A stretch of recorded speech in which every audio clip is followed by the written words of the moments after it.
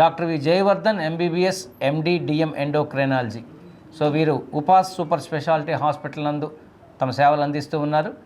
మీరు ప్రేక్షకులు డాక్టర్ గారితో నేరుగా మాట్లాడదలుచుకున్న వాళ్ళు ఈ కార్యక్రమంలో 7997505099కు ఫోన్ చేసి మీకున్నటువంటి సమస్యల్ని, అది షుగర్ కావచ్చు లేదా ఇతర ఎండోక్రైన్ గ్లాండ్స్ గురించినటువంటి సమస్యలు ఏదైనా కావచ్చు, థైరాయిడ్ కావచ్చు, తదితర అంశాల గురించి నేరుగా మీ సమస్యలు చెప్పి తగు చికిత్స పొందేటువంటి అవకాశం ఉంది. లేదా డాక్టర్ గారిని నేరుగా ఉపాస్ సూపర్ స్పెషాలిటీ హాస్పిటల్కి వెళ్ళి కలిసి నేరుగా కూడా డాక్టర్ గారితో మాట్లాడి తగు చికిత్సను పొందవచ్చు. ఓకే డాక్టర్ గారు, మనం ఇంత ఫుడ్ చక్కగా చెప్పారు, ఏమేమి డైట్ తీసుకోవాలి అనేది. అసలు షుగర్ వచ్చిన పేషెంట్ ఇందాక చెప్తున్నారు ఒక సిమ్టమ్స్, దాహం వేస్తుంది, ఎక్కువ యూరినేషన్ ఉంటుంది, జననాంగాల దగ్గర సమ్ ఇన్ఫెక్షన్ వస్తుంది. ఎందుకు అట్లా రావడానికి అవకాశం ఎందువల్ల అనేది? జననాంగాల దగ్గర ఇన్ఫెక్షన్ చూసుకుంటే అంటే యూజువల్గా మిగతావన్నీ గబక్కని చెప్పేస్తారు అందరు, ఇది కొద్దిగా గోప్యంగా ఉంచుకుంటారు కాబట్టి ఆ కారణం కనుక తెలియజేయగలిగితే ప్రేక్షకులు. ఏం లేదు, ఈ షుగర్ పేషెంట్స్లో ఏమవుతుందంటే ఫంగల్ ఇన్ఫెక్షన్స్ చాలా అధికంగా వస్తూ ఉంటాయి. ఎందుకు ఫంగల్ ఇన్ఫెక్షన్స్ మర్మాంగాల దగ్గరే వస్తాయంటే మనకి యూరిన్లో, షుగర్ పేషెంట్స్లో యూరిన్లోంచి షుగర్ బయటకు వెళ్తూ ఉంటుంది. ఆ క్రమంలో ఏమవుతుందంటే ఎంతో కొంత షుగరు మర్మాంగాల దగ్గర కూడా డిపాజిట్ అవుతుంది.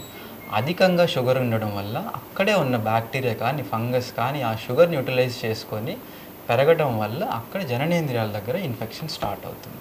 సో ఇది కారణం మెయిన్గా యూరిన్లో షుగర్ కంటెంట్ ఎక్కువగా ఉండడం. Okay doctor. సో దానివల్ల ఈ ఫంగల్ గ్రోత్ అనేది వస్తుంది. రైట్ డాక్టర్ గారు. అట్లనే ఎన్ని రోజులకు ఒకసారి ఒక షుగర్ పేషెంట్ ఎన్ని రోజులకు ఒకసారి క్రమంగా చెక్ చేయించుకోవాల్సి వస్తుంది? అంటే ఎట్లా తను మానిటర్ చేసుకోవాల్సిన అవకాశం ఉంటుంది? లేదా ఈ షుగర్తో పాటు రిలేటెడ్గా ఇంకేమైనా జబ్బులు వచ్చే అవకాశం ఉందా?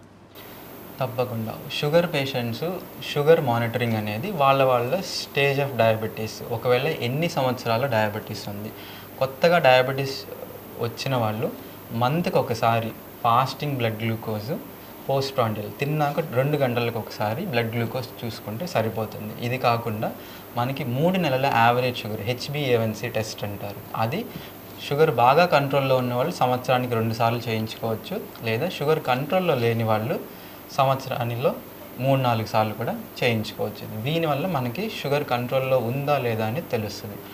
ఇదే కాకుండా షుగర్ పేషెంట్లకి కొన్ని రకాల కాంప్లికేషన్స్ తరచుగా వస్తాయి. షుగర్ కంట్రోల్లో పెట్టుకోకపోతే కన్ను డ్యామేజ్ అవుతుంది, ప్లస్ నరాల డ్యామేజ్ అవుతాయి, కిడ్నీ డ్యామేజ్ అవుతుంది. వీటితో పాటు కాళ్ళలో రక్త ప్రసరణ ఆగిపోయే ప్రాబ్లం ఉంటుంది, హార్ట్ అటాక్, గుండెపోటు వచ్చే సమస్య ఉంది, ప్లస్ పక్షవాతం వచ్చే ఛాన్స్ కూడా షుగర్ పేషెంట్స్కి అధికంగా ఉంటుంది.